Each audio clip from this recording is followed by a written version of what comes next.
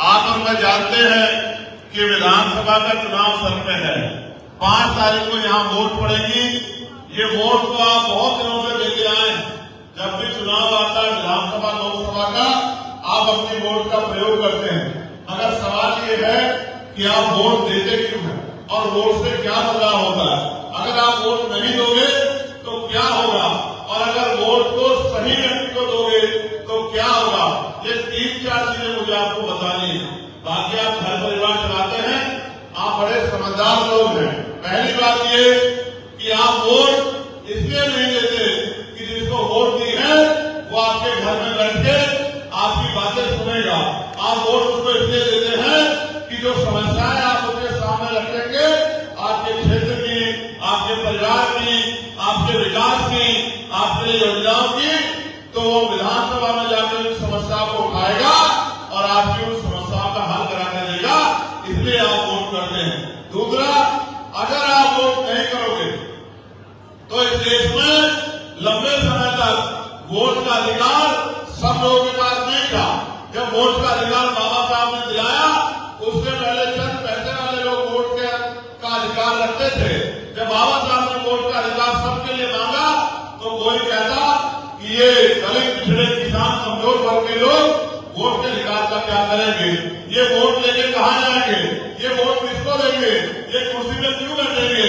तो बाबा साहब ने कहा कि लोकतंत्र तब तक लोकतंत्र नहीं बनेगा जब तक अंतिम व्यक्ति को भी वोट देने का अधिकार नहीं होगा, अपना नेता चुनने का अधिकार नहीं होगा, अपनी सरकार चुनने का अधिकार नहीं होगा। और अंत में हर व्यक्ति को जो 22-23 साल का वोट देने का अधिकार मिला। तो वोट आपका और आपके बच्चों का भविष्य तय करता है, आपके क्षेत्र की और आपके प्रदेश की तरक्की तय करता है।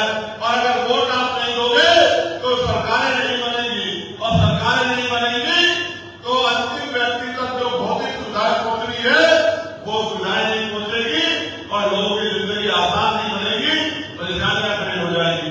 अब होगा क्या अगर आपने सही आदमी को वोट दी। अब तक आप वोट देते आए, कभी भाजपा को वोट दी, कभी कांग्रेस को वोट दी।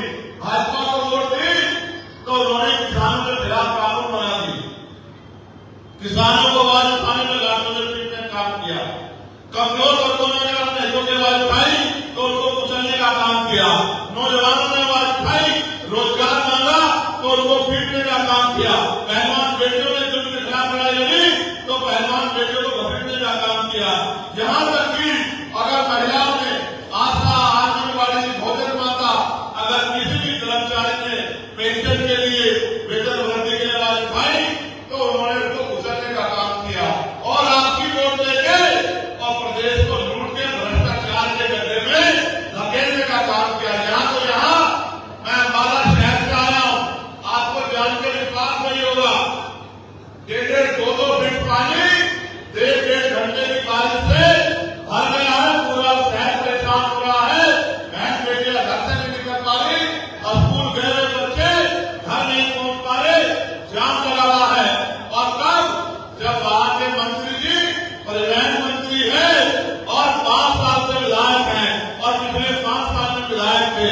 आप महसूस करके देखिए, जिनको ताकत मिलने के बाद उन्होंने आपकी सुनवाई नहीं की तो वो भविष्य में ताकत मिलने के बाद आपका क्या भला कर सकते हैं।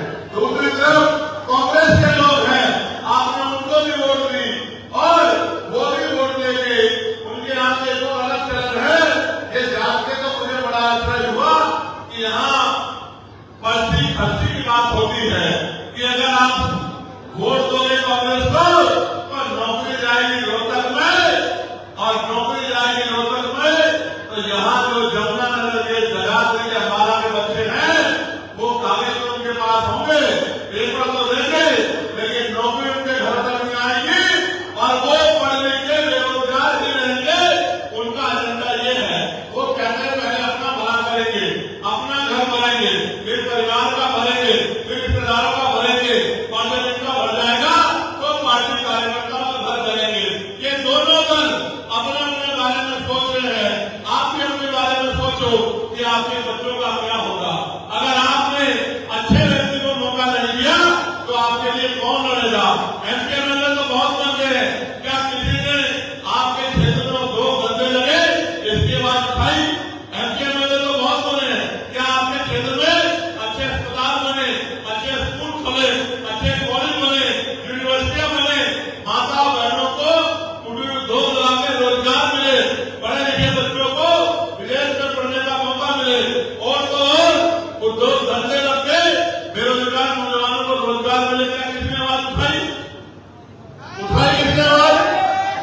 यानी कि आपके घरों की समस्या नेताओं के घरों की समस्या नहीं है। इस गुंडा राज को जो भाजपा में चल रहा है, जो जाति के आधार पर लोगों पे जुल्म करता है, जो धर्म के आधार पर जुल्म करता है, जो धार्मिक